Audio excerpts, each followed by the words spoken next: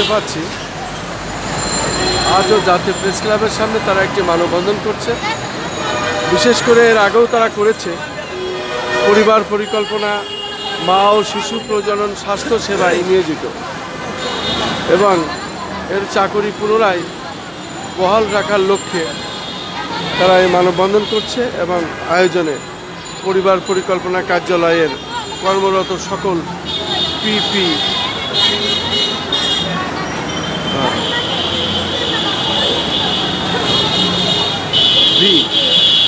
সকল পিপিভি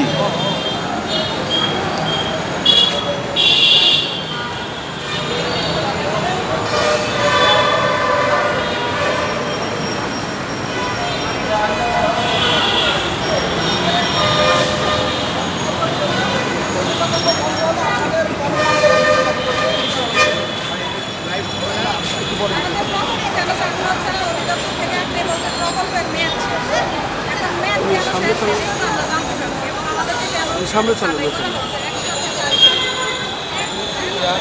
আমাদেরকে ঘুরে দাঁড়ান। এর আগেও আপনারা এই মানববন্ধনটি করেছেন এবং একই দাবি, ঠিক একই দাবিতে আবার আজকে আপনারা কয়দিন পর আসলেন জাতীয় প্রেস ক্লাবে? আজকে 14 দিন পর আসছি। 14 দিন পর আসলেন। আজকে আপনাদের কি সেই একই দাবি না অন্য দাবি? জি, একটাই দাবি। এই জন্য একই ব্যানার। বলুন আপনার নাম পরিচয় দিয়ে বলুন, কি চাচ্ছেন? আব্দুল মামুন, জামালপুর থেকে আসছি।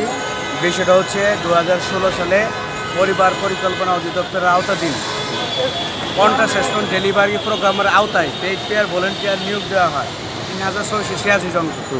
দীর্ঘ আজকে 8 বছর চলাকালীন অবস্থায় হঠাৎ করেই তাদেরকে প্রকল্প বন্ধ করে দেওয়া হয়। আচ্ছা, ঠিক আছে। প্রকল্প বন্ধ হওয়ার পরে তারা ঢাকা অবস্থান করে, সবাই পিপিরা, সকল পিপিরা অবস্থান করে আজকে দীর্ঘ 14 দিন যাবত রাস্তায় পড়ে আছে, মানববন্ধন করতেছে, আমরণ অনশন করতেছে। প্রধানমন্ত্রী কার্যালয়ে বরাবর স্মারকলিপি দিচ্ছে, মহাপরিচালক বরাবর স্মারকলিপি দিচ্ছে, স্বাস্থ্যমন্ত্রী মহোদয় স্মারকলিপি দিচ্ছে। তারা বলতেছে যে আমরা দেখতেছি, আমরা কি করা যায় দেখতেছি, আপনারা থাকেন, আন্দোলন করেন, অবস্থান করেন, মানববন্ধন করেন। আমরা মিনিস্ট্রিতে 15 তারিখে আমাদের একটা মিটিং আছে, যে আপনাদের কি করা যায় দেখতেছি। এখন আমাদের কর্মীরা হচ্ছে যে আমাদের কথা হলো যে আমরা লিখিত ছাড়া বা কোনো ডকুমেন্টস ছাড়া আমরা বাড়ি ফিরব না, কারণ আমাদের চাকরি চলে গেছে। হ্যাঁ, এটা ওরা বহাল চাচ্ছে যে এই প্রকল্পটা আবার চলমান রাখা হোক, বহাল রাখা হোক। আচ্ছা, কারণ এটা 1 বছর পরে এক্সটেনশন হইতো। কেন ওরা চাচ্ছে যে আমরা এটার বহাল চাই। আমরা দীর্ঘ 8 থেকে 9 বছর থেকে চাকরি করতেছি, অনেকে চাকরির বয়স হারায় গেছে। কারণ সরকারি বয়সসীমা মেনেই তাদেরকে নিয়োগ দেওয়া হয়েছিল। যেহেতু সরকারি বয়সসীমা মেনে নিয়োগ দেওয়া হয়েছিল, এখন তো আর বয়স নাই অনেকের। এখানে 80% লোকের এজ নাই সরকারি চাকরি করার জন্য। মাননীয় প্রধানমন্ত্রীর কাছে আমার আকুল আবেদন, হ্যাঁ, সর্বোচ্চ মহলের কাছে আমার আকুল আবেদন, তারা যেন মানবিকতার দিক থেকে তাদের এই প্রকল্পটা বহাল রাখে।